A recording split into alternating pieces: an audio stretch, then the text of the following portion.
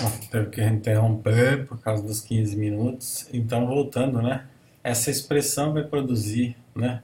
Exatamente esse comportamento, né? Lembra que ômega 1 é menor do que ômega 0, já que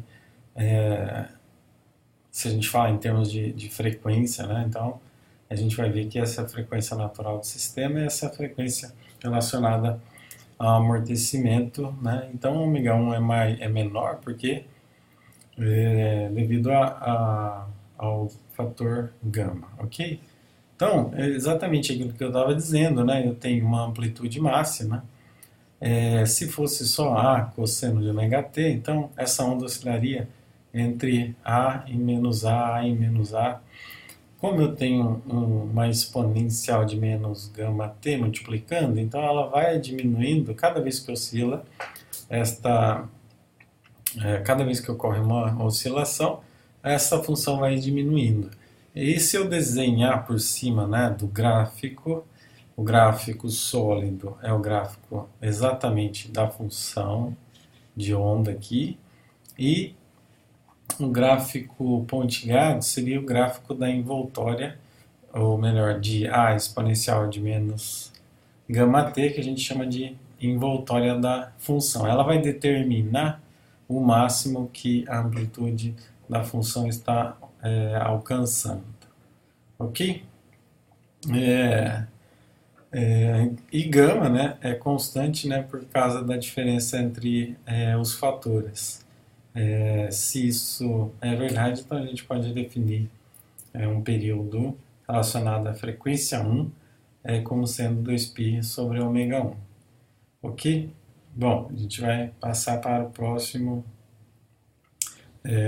oscilador. Só uma frase aqui, né, que foi o que eu disse.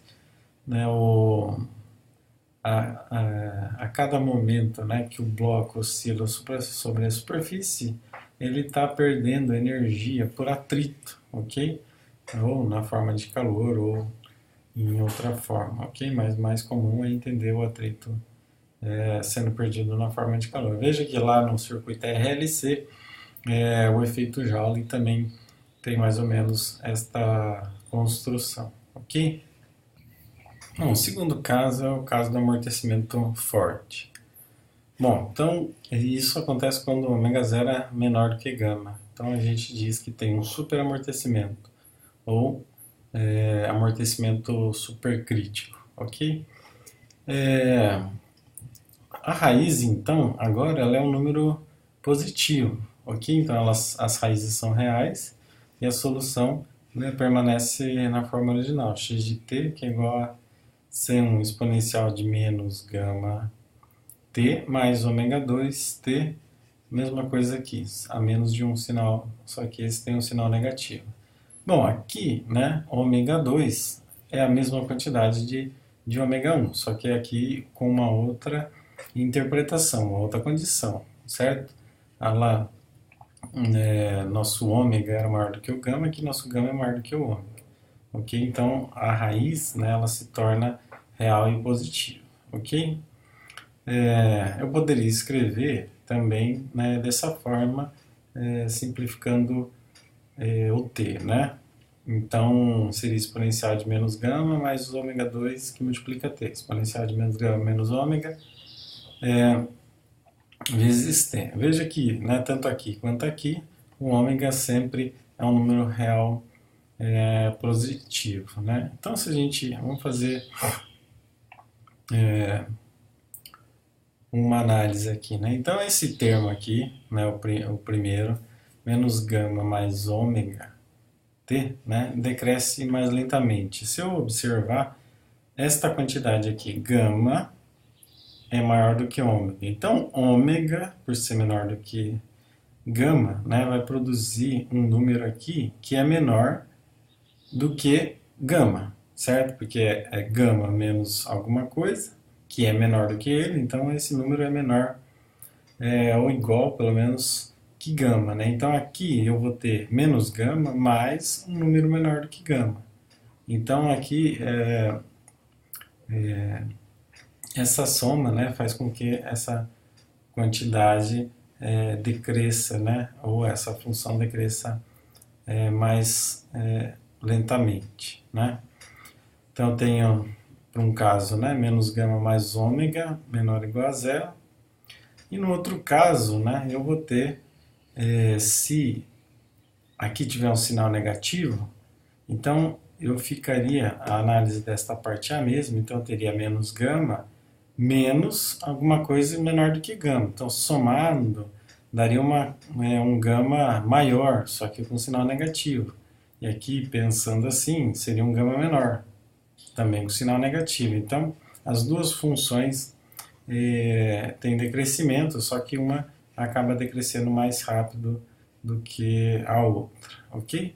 E como gráfico, né, a gente pode imaginar que a partindo, né, de uma certa velocidade, pode ser que a partícula, né, nem execute uma meio ciclo, né, completo, porque o amortecimento é bastante forte, né? Vamos pensar no famoso caso do amortecedor do carro, né? Que praticamente contém esses dois últimos casos, né? O caso onde que o pneu tem que voltar à posição o mais rápido possível, ou, né, quando o amortecedor está velho, acaba que ele pode, né, dar uma oscilada antes de entrar na posição de equilíbrio, ok? Então esse seria o caso do amortecimento supercrítico. E tem o meio termo entre esses dois, que é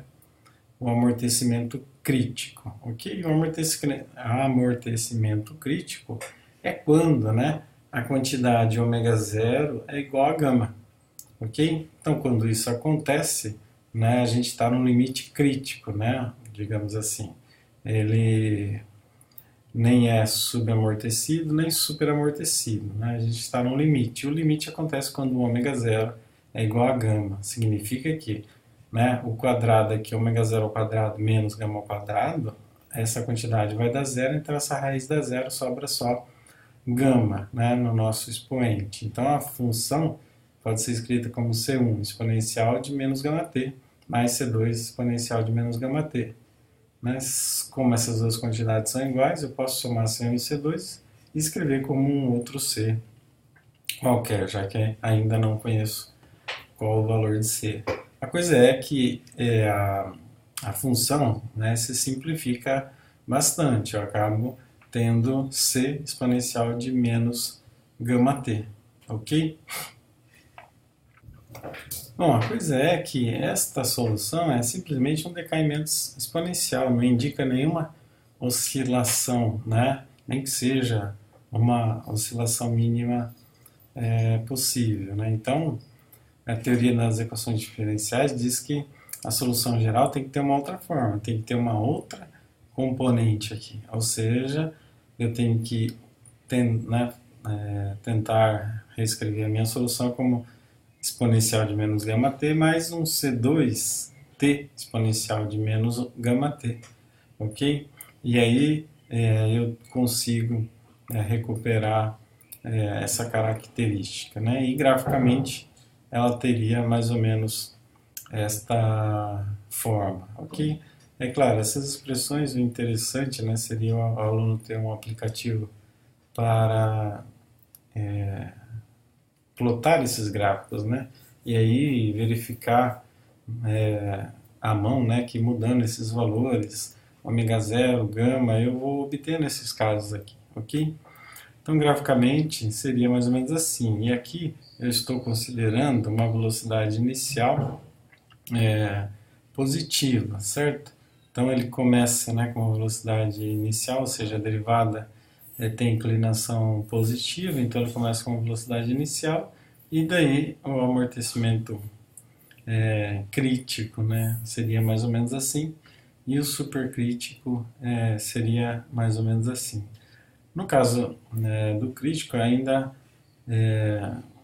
dependendo, né, as condições, ele pode, né, fazer um pouco mais de uma oscilação, mas vai tender a zero, ok? Mas basicamente essas são os gráficos, né, dos amortecimentos. Lembrando que se eu colocar aqui o subcrítico, né, eu teria mais oscilações aqui. Então, seriam os três casos do oscilador harmônico e amortecido. Veja que o amortecimento define o quanto o meu oscilador vai levar para parar.